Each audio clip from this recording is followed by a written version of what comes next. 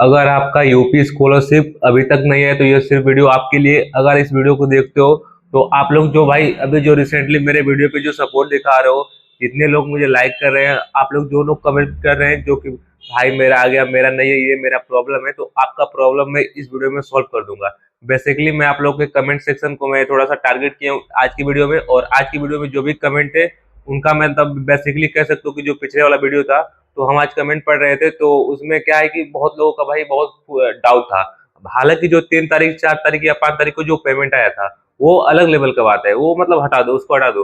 But जो 5 तारीख चला गया, जो 6 तारीख को लोगों के पास जो कंफ्यूजन है कि सर हमारा ये हुआ, स्टेटस में ये हुआ, तो मतलब कि कह सकते हो कि हम लोग का पेमेंट आएगा कि नहीं, तो सारे डाउट आज के वीडियो में कह सकते हो कि क्लियर कर दूंगा। तो सबसे पहले बात करते हैं यहाँ पे, तो ये वीडियो आपके लिए बहुत जरूरी है क्योंकि आपके लिए एक बड़ा अपडेट आ चुका है और पोर्टल से संबंधित भी बहुत सारे न्यूज आ रहे हैं कि ये होगा, हो सकता है कि नया पोर्टल खुले, तो उस पर भी बात करेंगे। सबसे पहले बात करते हैं, आपको बता दूं कि 3 और 4 अप्रैल को जो पेमेंट आया, बहुत सारे स्टूडेंट के खाते में स्कॉलरशिप आया, लेकिन अभी भी बहुत सारे ऐसे स्टूडेंट हैं जिनका स्कॉलरशिप नहीं आया। और तो सवाल यह है कि आखिर आपका पैसा क्यों नहीं आया, क्योंकि जो भाई 31 मार्च को डिस्ट्रीब्यूशन हुआ था तो उसमें तो बहुत मतलब योगी आदित्यनाथ ने बहुत लोगों को कवर किया था, तो उसमें कह सकते हो कि आप लोग का भी पेमेंट आना चाहिए। तो कह सकते हो कि हमारा पेमेंट आया क्यों नहीं, तो क्यों नहीं आया आपको कुछ मेन रीजन बताऊंगा और क्या क्या प्रॉब्लम है आपको आगे मैं बताता हूँ। सबसे पहले बात करते हैं यहाँ पे, इसके पीछे कुछ बड़े कारण हो सकते हैं। अब वो 4 बड़े कारण हो सकते हैं। सबसे पहले आपका जो पहला नंबर है, आपके बैंक में आधार सीडिंग नहीं है। मैंने आज जो भी कमेंट पढ़े, लगभग 70-80 कमेंट थे, उसमें से भाई बहुत लोगों का कह सकते हो कि सर मेरा यहाँ पे इतने तारीख को 20 मार्च को आधार सीडिंग हुआ। आधार सीडिंग को क्या क्या कहा जाता है? एनपीसीआई। अगर आप लोग के बैंक अकाउंट में एनपीसीआई एक्टिव है तो उसी को आधार सीडिंग कहते हैं। वहां पे जाओगे तो एनपीसीआई के मतलब अपने बैंक में तो एनपीसीआई कहोगे कि एनपीसीआई फॉर्म दीजिए, फिर जब वो फॉर्म अप्लाई करोगे तो वही आधार सीडिंग हो जाता है, एक्टिव हो जाता है, बैंक और आधार कार्ड एक दूसरे से जुड़ जाते हैं।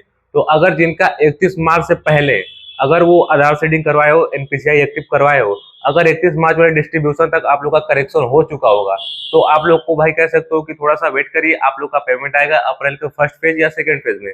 बाकी अगर जो 31 मार्च के बाद आधार सीडिंग करवा रहे हैं तो उनका भाई बहुत ही रेयरली कम चांस है कि आप लोग का स्कॉलरशिप आएगा। अब बोलोगे क्यों नहीं आएगा, तो देखो 31 मार्च के बाद अगर कोई अभी डेट नहीं मिला है कि फिर से डिस्ट्रीब्यूशन होगा, तो भाई कैसे मिलेगा? करेक्शन कराओ या ना करो कोई मतलब है नहीं, ठीक है। तो ये डाउट आप लोग का क्लियर हो गया।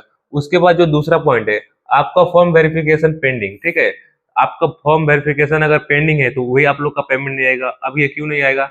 मैंने जो कमेंट देखा था तो बोल रहे थे वहां पे कमेंट सेक्शन में कि सर हमने जो स्कूल से कह सकते हो कि बायोमेट्रिक ही नहीं करवाया, तो स्टेटस है इंस्टीट्यूशन लेवल से वहां पे फॉरवर्ड नहीं दिखा रहे। तो ये भाई देखो, अगर जिसका फॉरवर्ड ही जब स्कूल से नहीं हुआ है तो फिर आगे पहुंचेगा ही नहीं। जब आगे पहुंचेगा नहीं तो फिर वहां पे डिस्ट्रीब्यूशन कैसे होगा? तो पहली बात तो ये है। यहाँ पे जो दूसरा कारण है कि आपका फॉर्म वेरिफिकेशन नहीं हुआ, तो जब फॉर्म वेरिफिकेशन नहीं होगा, कॉलेज से जब यहाँ से फॉर्म वेरीफाइड ही नहीं होगा तो फिर आगे जाएगा नहीं, और जब तक आगे नहीं जाएगा तो फिर वहां पे वेरिफिकेशन कैसे होगा? तो जब वेरिफिकेशन ही नहीं होगा, जब आप लोग का अकाउंट नंबर ही वहां पे नहीं पहुंचेगा, तो फिर आप लोग का पेमेंट कैसे मिलेगा? तो दूसरा कारण ये हो सकता है कि आप लोग का फॉर्म वेरिफिकेशन नहीं है। तो जो लोग बायोमेट्रिक करवाए हैं वो लोग अभी तक मतलब कह सकते हो कि नॉर्मल हो सकते हैं।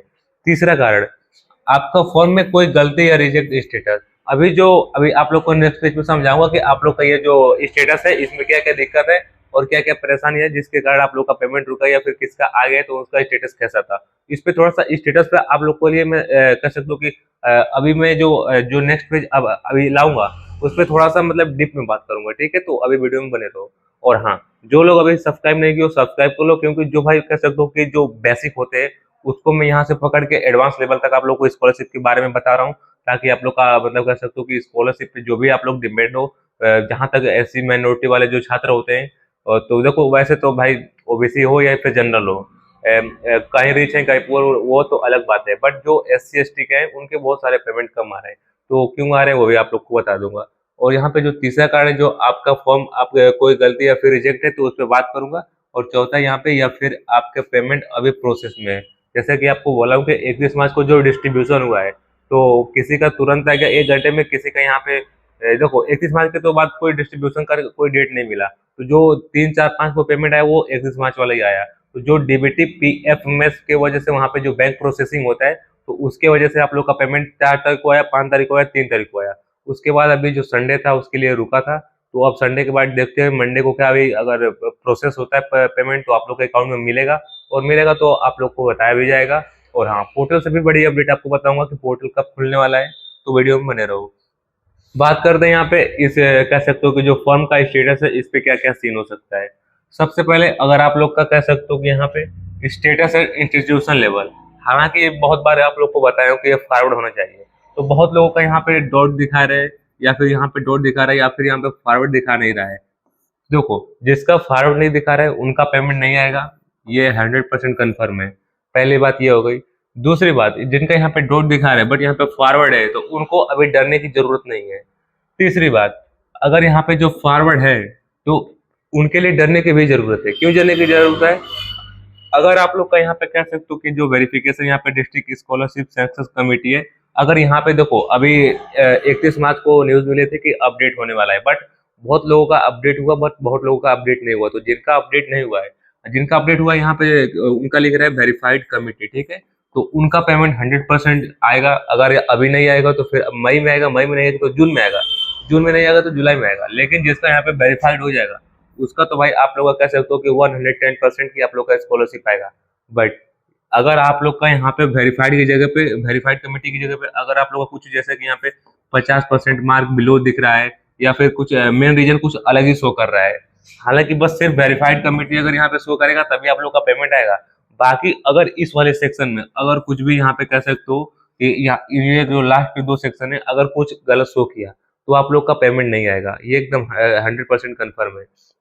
उसके बाद यहाँ पे जो कह सकते हो कि ऑप्टेंड मार्क है 2024-25 का, ये यहाँ पे फिलहाल 364 है। तो जो ऑप्टेंड मार्क है अगर ये सही भरा है तो फिर सही है, नहीं तो अगर आप लोग का गलत भरा है तो फिर कह सकते हो कि आप लोग का स्कॉलरशिप आने के बहुत ही कम चांस है, ठीक है।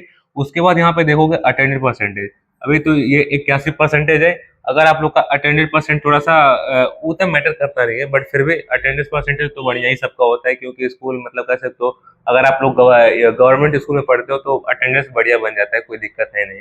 तो अटेंडेंस वाले से तो कोई सेक्शन यहाँ से दिक्कत नहीं है। यहाँ पे रिजल्ट, अगर यहाँ पे प्रमोटेड लिख रहा है, ठीक है, प्रमोटेड लिख रहा है तो आप लोग का स्कॉलरशिप नहीं आएगा, यहाँ पे पास होना जरूरी है, ठीक है। तो ये सारी अगर आप लोग यहाँ पे फॉलो करते हो तो आप लोग का स्कॉलरशिप आएगा, भले ही लेट आए बट आएगा। तो इस बात का आप लोग ध्यान रखना। उसके बाद ये बात करें यहाँ पे, तो अगर आपका पैसा नहीं आया है तो आपके मतलब कह सकते हो कि आपको करना क्या है। सबसे पहले आप लोग अपने बैंक में जाकर आधार सीडिंग चेक करो। अगर आधार सीडिंग अभी भी मतलब कह सकते हो जब वीडियो देख रहे हो, इसको देखने के बाद ही आप लोग बैंक में जाओ, ठीक है। हो सकता है कि 31 मार्च का जो डिस्ट्रीब्यूशन है उसमें आप लोग का वहाँ पे अकाउंट नहीं मिला हो, बट अब जो अगर हो सके बजट मिले, अगर बजट बच जाए, वहाँ पे फंड आपको वहाँ पे कह सकते हो कि प्रोसेस करने के लिए अवेलेबल हो, तो हो सकता है कि जो नेक्स्ट स्टार्टिंग डिस्ट्रीब्यूशन होगा तो उसमें आप लोग का कह सकते हो कि अकाउंट नंबर आ जाए तो फिर आप लोग का पेमेंट मिल जाए। तो अगर अब जाने का कह सकते हो कि ये बहुत बड़ा कारण है कैसे कि आधार सीडिंग अगर एक्टिव रहेगा तो बहुत सारे मेन रीजन है। जो भी गवर्नमेंट का पैसा आता है तो आप लोग के आधार सीडिंग की वजह से ही आता है। तो ऐसा नहीं है कि ये सिर्फ स्कॉलरशिप तक ही है, बहुत जगह काम आता है। तो आधार सीडिंग अगर नहीं है तो फिर भी करवा लो। दूसरा कारण आप लोग का हो सकता है अपना स्कॉलरशिप स्टेटस तुरंत चेक करो, ठीक है। स्टेटस ही इसलिए चेक करना है कि जो आप लोग को बताऊं कि जो वेरीफाइड कमेटी है, अगर वहां पे वो दिखा रहा है तभी आप लोग का सही है। अगर कुछ या तो नहीं दिखा रहा है तो फिर अभी तक आपको वेट करना पड़ेगा। और जिसका यहाँ पे रिजेक्ट या फिर 15 मार्क बिलो ऐसे कुछ सीन कर रहा है तो फिर आप लोग का स्कॉलरशिप नहीं आएगा, आप कुछ नहीं होने वाला उसके लिए। उसके बाद अगर कोई गलती है तो उसे सही करो।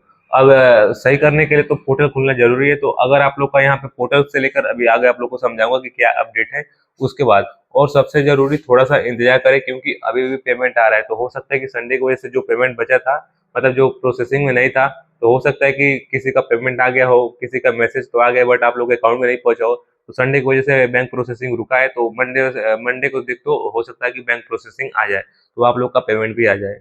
बाकी जो लोग अभी मेरे को वीडियो देख रहे हो, मेरे को खुद देख रहे हो, तो उन लोग कितने लोग का तो आप लोग का पेमेंट आ गया है। जो बैंक प्रोसेसिंग में वहां पे लेट हो रहा है तो वेट करिए, आ जाएगा, ठीक है। उसके बाद और जिन स्टूडेंट का फॉर्म यहाँ पे रिजेक्ट हो गया था उनके लिए भी जल्दी नया पोर्टल खुल सकता है जहां आप दोबारा आवेदन कर पाएंगे। और ये जो पोर्टल है भाई लोग, अभी कह सकते हो कि ऑफिशियल कोई अपडेट नहीं है कि इतने तारीख को करेक्शन डेट, मतलब हो सकता है कि आ जाए, या फिर वहां पे कह सकते हो कि जो पोर्टल खुलेगा तो वहां पे हम लोग अपना करेक्शन कर सकते हैं। तो अभी कोई इन्फॉर्मेटिव कह सकते हो कि जो बेसिक न्यूज होती है वहाँ पे तो अभी मतलब कर सकते हो यूपी गवर्नमेंट की वेबसाइट पर भी नहीं मिला है कि इतने तारीख को आप लोग का पोर्टल खुलेगा, आप लोग यहाँ पे करेक्शन कर सकते हो। बट जितना जल्दी हो सकेगा मैं अपने यहाँ से खुद से आपको बता दूंगा कि पोर्टल का मतलब कर सकते हो पोर्टल खुल रहा है, आप लोग जल्दी से जाके वहाँ पे करेक्शन कर लीजिए, ठीक है। बाकी आगे बात करते हैं यहाँ पे, तो दोस्तों कमेंट करके जरूर बताएं आपका स्कॉलरशिप आया या नहीं। अगर आप लोग का आ गया है तो यस कर दो, अगर नहीं आया तो नो कर दो। और अगर देखो नहीं आया है तो नहीं आया है लिखो, मतलब इससे क्या होगा कि जो भी मतलब स्टूडेंट यहाँ पे जो वीडियो देख रहे हैं तो उनको पता चल जाता है कि किन का आया किन का नहीं। हो सकता है बेसिक रेशियो पे ही उन लोग को माइंड में थोड़ा सा कर सकते हो कि मोटिवेट हो जाए कि हाँ बहुत लोग आ रहे हैं तो मेरा भी आ जाएगा, ठीक है। तो ऐसा कोई मतलब है नहीं, कमेंट करने से आप लोग को थोड़ा सा हेल्प हो जाएगी। बाकी मैं देखो कमेंट सेक्शन में बहुत सारे डाउट क्लियर हैं, तो बारी बारी आप लोग को क्लियर करता हूँ। तो बस आप अपना कमेंट वहां पे कह सकते हो कि करो। अगर मेरे को आप लोग का कह सकते हो कि इंफॉर्मेटिव कमेंट लगा तो फिर मैं अपने वीडियो में वहां पे कवर करूंगा और आपको एकदम बेसिक से समझाऊंगा, ठीक है। उसके बाद वीडियो को लाइक करो और चैनल को सब्सक्राइब जरूर करो, क्योंकि मैं आपको हर लेटेस्ट अपडेट सबसे पहले देता हूँ और वो भी एक्यूरेट देता हूँ। यूपी स्कॉलरशिप 2026 को लेकर कह सकते हो कि एकदम एक्यूरेट डाटा आप लोग को बताता हूँ कि कब आप लोग का पेमेंट आएगा, क्या क्या प्रोसेस है और क्या क्या सीन हो सकता है। बाकी वीडियो को लाइक कर दो और चैनल पे नए हो तो सब्सक्राइब कर लो।